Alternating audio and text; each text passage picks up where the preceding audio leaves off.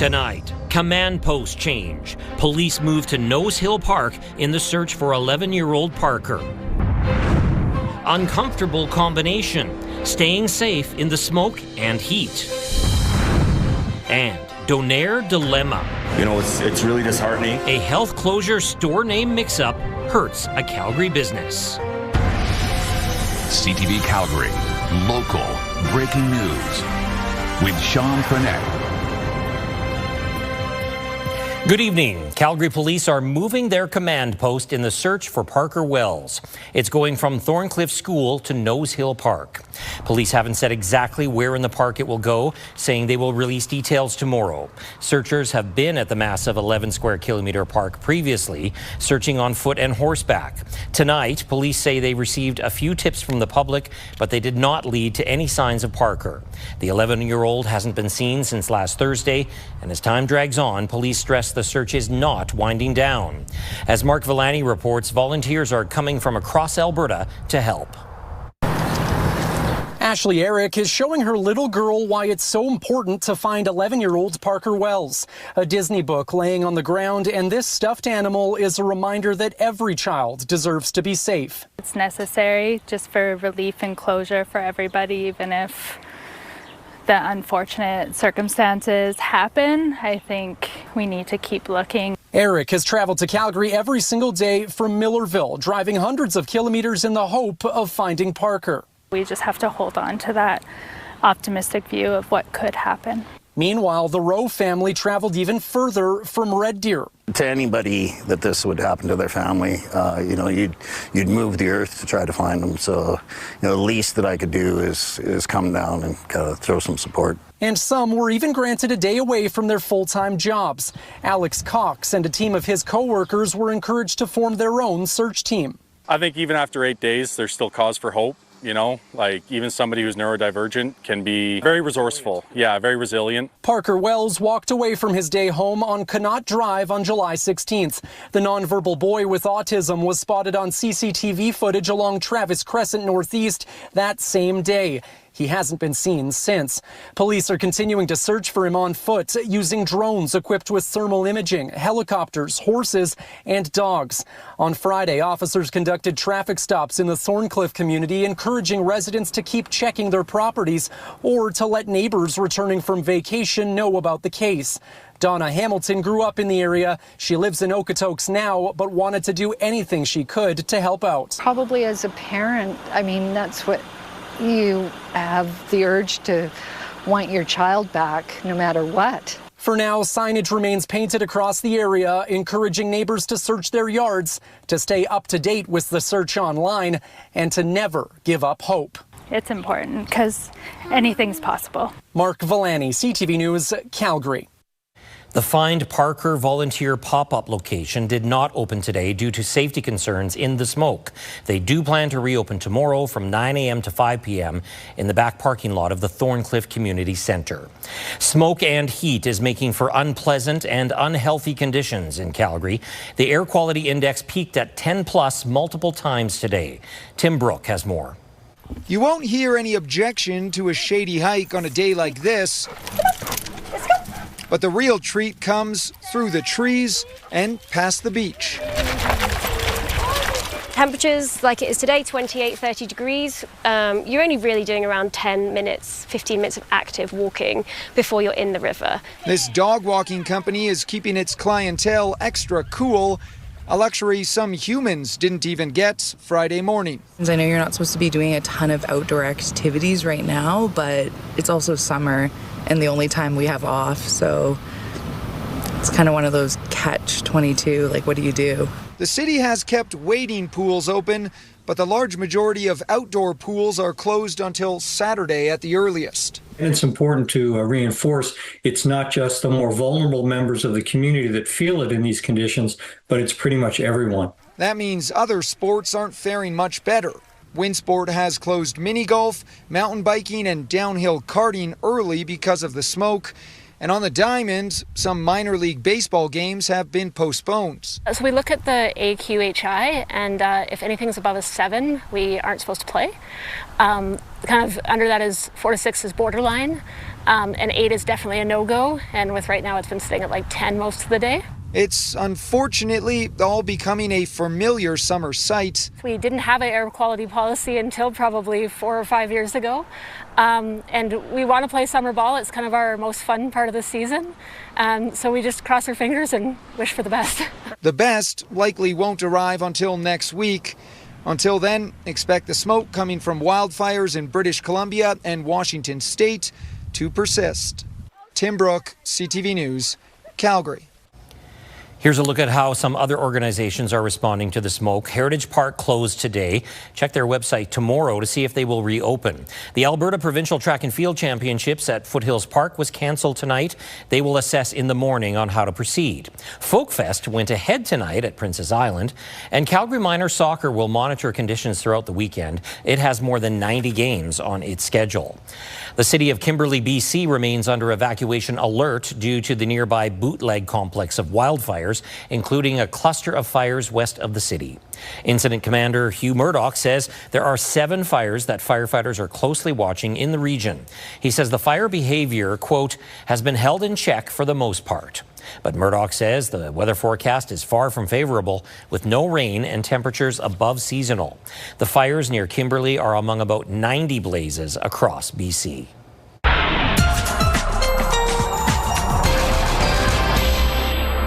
Meteorologist Danielle Savoni's here with our first look at the forecast. And Danielle, you have the latest on the look ahead for this weekend for the heat and the smoke. Yeah, and so just always remember that when we get the smoke, it comes in waves, and we could potentially be at that high risk level once again for parts of tomorrow, and also down to the moderate part of that air quality health index scale. We still have the air quality warning in place for all of southern and much of central Alberta. But you will start to notice a difference as this smoke starts to work its way out. We just may go up once again before we go down. And I think you'll notice some fresher air by Sunday, if not a little sooner. There's also heat warnings in place for much of southern Alberta. Calgary not included, but it doesn't mean it won't be hot. It's still a hot one tomorrow. 30 degrees will be our daytime high. Again, air quality health index will range from high to moderate throughout the day tomorrow. And then by Sunday, we should be down to moderate. More details in your full forecast is just ahead. Thank you very much, Danielle. A man is in hospital in critical condition after a paddleboarding incident in the Bow River. Firefighters arrived at the 85th Street Northwest Bridge shortly after 1 p.m. yesterday after the man struck a bridge abutment. His paddleboard ankle leash was attached and he was face down in the water. Crews started CPR and he was rushed to hospital. His 11-year-old son, who floated downriver following the collision, was safely rescued by a bystander. The fire department is reminding paddleboarders not to use ankle leashes on moving water, or you could be at risk of being pulled under. Alberta's police watchdog has announced some new details in its investigation into a fatal RCMP shooting in Brooks. On July 15th, the Mounties went to a home to arrest a man in connection with a break-and-enter. ACERT says the man left through a side door and ran down an alley. An officer followed and told the man to drop a knife. The man ran toward the officer, who opened fire, hitting the man. He died at the scene. Investigators found 2 knives. ACERT continues to investigate the police use of force to see if there was any wrongdoing. Elections Alberta says the StayFree Alberta petition is successful. It means the pro-separatist petition met the number of signatures needed under the province's Citizen Initiative petition legislation. There is still a legal hurdle, though, as the courts determined that First Nations consultation was needed. An appeal is underway. Despite that, petition organizers say this galvanizes their movement, and they plan to put pressure on the Premier. She promised that our question would be on the ballot if we had the requisite number of signatures. Now we have the requisite number of signatures, and she's still campaigning against us having our question on the ballot. Everybody feels vindicated, but we're extremely angry over the fact that they've decided to disenfranchise 50,000 Albertans. There's no excuse for that. Elections Alberta says more than 286,000 signatures were gathered by StayFree Alberta. Nearly 64,000 signatures were deemed invalid. Elections Alberta says none of the seeded names from the leaked list of electors distributed by the Centurion Project were found in the petition signature list. A Calgary business owner says his reputation is taking a hit after his Donair shop was named in a health closure meant for a different Donair restaurant. Alberta Health Services apologized and admitted the error in emails, saying the confusion came after an ownership change. But for Donair Grill in Mahogany, that's not enough. Tyler Barrow has more. A notice of closure by Alberta Health Services was served to Hosan Donair Grill and Kebab in Bridlewood in recent weeks, alleging several violations regarding live mice and rodent damage. However, in the subject line of the notice, it lists Donair Grill. That is this establishment in Mahogany, some 17 kilometers away. For something like that to happen and to impact us negatively, you know, it's really disheartening. Bonzi Haymore says after the notice began circulating online, customers vanished even though his shop wasn't the problem and never closed. Haymore previously owned the affected store in Bridlewood, but he sold it last August under Donair Grill, but that establishment did not change its name until last month. According to Alberta Health Services, business operators have a responsibility to notify of ownership or business name changes, adding it issued to the correct business location and the correct owner and was based on the findings in the inspection. AHS didn't acknowledge the name confusion to CTV, but in emails with Haymore said, "We sincerely apologize for any impact this error may have had on your business." A dip in our walk-in traffic on our online sales. So I mean, like it's definitely in the thousands. AHS says once it became aware of the name change, it updated its records and removed the original notice. Haymore wants a public retraction, which was denied. The health inspector at the time said, well, she walks into a bunch of businesses, doesn't really look up to see the name, and is just kind of walking into the business. And I can understand that. But at the same time, they got to do their due diligence. One public relations expert says an incident like this can be quite damaging. He says a public retraction would be helpful, but it should focus on getting ahead of the issue. Starts getting really active on social, and your story here is probably going to help a little bit just with the name differential. Prudent to have that company change the name because you don't know how if their integrity is the same. CTV News visited the establishment served with the notice of closure, but staff declined to comment. The business appeared open. Tyler Barrow, CTV News, Calgary. The weak Canadian dollar is weighing heavily on some Calgary businesses. Coming up, we explain how the low loonie and tariffs are slowing down sales.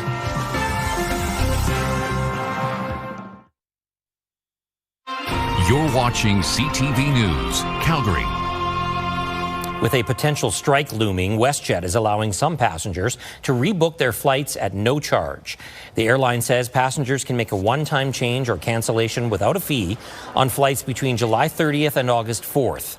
WestJet flight attendants could legally walk off the job on August 2nd if the airline and union don't come to an agreement. Some travelers are already bracing for a work stoppage. We've been waiting a very long time to be able to have this trip, and we depend on the reliability of our airlines, and that would be devastating for the family. Just means everything is going to go up in cost, and it's going to be more difficult to find a flight. The union says wages, unpaid work, and working conditions are the major sticking points. Both sides say they remain committed to bargaining. The Canadian dollar has been struggling lately, closing at just 71 cents U.S. As Tommy Osborne reports, that's causing concern for those traveling to the States and for small local businesses. I got like 375 for 539 Canadian. A tough exchange rate for Canadians traveling to the U.S. Everything's just adding up with everything else, and then that's not even including the food prices or all that, and this is just for travel. Just have to save more, I guess, for the trip. Plan ahead. Closing at 71 cents on the U.S. dollar, the Canadian dollar is among the lowest it's been in the past 12 months. And it's not just travelers feeling it. Local businesses are struggling with a weak Canadian dollar and U.S. tariffs. I'd say even a solid 60 to 70% of my customers were from the U.S. And then, the tariffs were introduced, and that really affected business. So that number has dropped significantly to like 10% maybe. They get hit with tariffs and you spend more on getting the product there. It's just kind of like a lose-lose for seller and buyer. Normally, a weak Canadian dollar would help exports, but that isn't the case. Imagine that your industry is facing a higher tariff from the US. In that case, it makes it difficult. Despite the Canadian dollar being weak, I'll get returns because someone doesn't want to pay that tariff. And believe it or not, some packages even get stuck on the border because nobody wants to pay a tariff. The struggling loonie on top of tariffs makes buying products more challenging too. I bought a pair of jeans for $90 Canadian, and then by the time it got here, I got charged $45 for the tariff for it. Tariffs and trade uncertainty are weakening the Canadian dollar, but Hashmi says the biggest reason is the US's federal return rate, which is 1.5% higher than Canada. money likes to flow where the return is high, so money will be moving from Canada to US. Tommy Osborne, CTV News, Calgary. Alberta's newest film studio opened this month in a community north of Calgary. Alicia Fielberg went to Didsbury to check it out. West of 22 Productions is rolling out the red carpet for the film and TV industry with a massive green screen, sound booth, Western-styled saloon, and more designed for productions. In the first week since opening, they've already had a lot of interest. Four Directional Studios, they've expressed interest in filming the Watcher series here, parts of it. There's been others. I'm quite sure we'll see productions here this year. The founder has a passion for filmmaking, but owns a construction finishing business next door. So he and a former co-worker built most of this themselves. We built something, I would say world class, not huge, but it's world class. His daughter works here too. The family hopes to create more opportunities in the town of just over 5,000 people. Several productions, including the movie Die My Love and TV series Fargo, previously shot in the area. We've had some pretty big productions come through town already. Didsbury is already becoming known as a bit of a film town, film hotspot. So having these things here just kind of adds to that, kind of makes it more of a one-stop shop. Alberta offers incentives for TV and film productions, but this studio falls within the area where productions can qualify for an extra 8% in tax credits. The head of the union representing film and television crews says Alberta is considering improving its incentive program to attract more productions. It's very competitive, so each jurisdiction will beef up its tax credits from time to time. The government's indicated they're interested in looking at minor changes, so I'm optimistic about that. He says after a slow start to the year, business has picked up, and new facilities offering options are always welcome. Our dream scenario, bring more business and employment to the town and just have a lot of big, cool stuff filmed here. You know, I've seen the blood, sweat, and tears it's taken to make this happen, and I couldn't be more excited for everybody, for the whole family. Alicia Fielberg, CTV News. Didsbury. Hollywood comes to Didsbury. Well, Danielle Savoni will be back here in a moment with her full Skywatch forecast. We're hoping the smoke will diminish this weekend. Stay with us.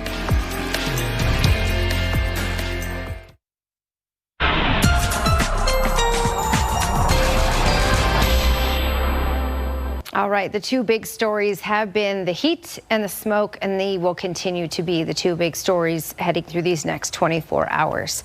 Looking at today's daytime highs, 31 in Calgary. So the hottest days of this 2-week hot stretch were supposed to be Thursday, Friday, and Saturday. We're certainly on track for that. 31 was the high in Calgary, 33 Drumheller, Brooks, and Lethbridge, 34 in Medicine Hat. And you can even tack on a couple degrees to the Medicine Hat area because there is some humidity as well.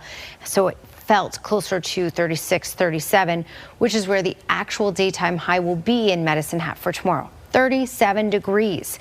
So heat warning still in place, of course, for this area. And Calgary is not under the heat warning, but areas to the south, areas just off to the west, and certainly much of southern Alberta under the heat warnings. We're about a degree or two away from being hot enough, but we will still have a daytime high that will likely hit the 30-degree mark in the city for tomorrow. Okay, let's talk about the smoke. Now, we've been at a 10 plus for much of today, and then we bounce down to moderate. We will likely bounce back up into the higher end scale once again, and that will happen through tomorrow. So tomorrow will likely range from high to moderate on that air quality health index for tomorrow. And then things will be quite a bit different for Sunday, where it looks like we'll remain at the moderate, maybe even the low level. So you should notice an improvement for Sunday. It may be temporary though, because as long as we get those winds out of the direction from the fires, for example, we've been getting them out of the west. So from the fires in BC and the fires in Washington State, there's also lots of fires going on to the north of us, and so that could pull in some smoke as well if we get a northerly direction in the wind. Again, at times we're going to get smoky throughout our summer, but it looks like we'll get some relief on Sunday and Monday. This is that jet stream all the way up here. It's redirecting all that moisture up and around us. We may see an isolated shower closer to 3:30, 4 p.m. tomorrow in the city, and certainly up the QE2. But again, it's a small chance of this, and it will be very isolated. So parts of the city may get it, other parts will likely see nothing at all. And other than that, it's stable, as you can see here. And temperatures will regulate in Calgary as well. So yes, a high of 30 for tomorrow. That air quality health index, anywhere from moderate to high for tomorrow. Sunday, low to moderate is the story, 28 degrees by then. And then we get down to a reasonable high of 26 on Monday. And by that point, it should also be low to moderate on the air quality health index. Thank you, Danielle. Wouldn't it be nice to have your own mister in this hot weather?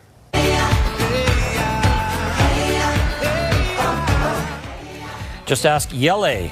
There are misters inside the Taylor Family Foundation Polar Bear Sanctuary at the Calgary Zoo. The zoo shared this video today. Yele can often be found enjoying a cool spray because life is hot when you're wearing a big fur coat. His canvas is his front yard. Still to come, a Calgary artist turns heads and slows down traffic with his unique recycled creations.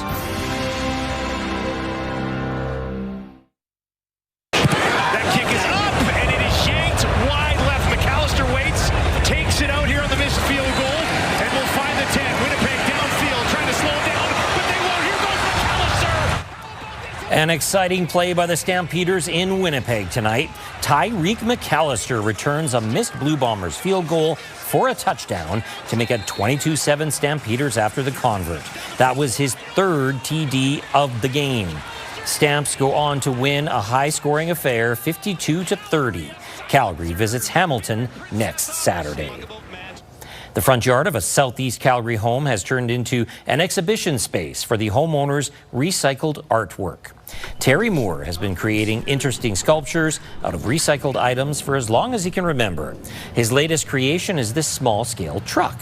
He found the barrel in a ditch. The body is an old wheelbarrow he made for his granddaughter, and he had the wheels in his backyard just waiting for a project. Moore says sometimes it's hard to know when a piece is truly finished. Oh man, that's perfect. I should just walk away, and then I walk around and, oh, well, that would be, it gets different. So it takes a while. You got to live with it. You got to breathe with it. And as people go by now, since I put it out there, people come by. I got the bus driver getting there and taking a selfie with it.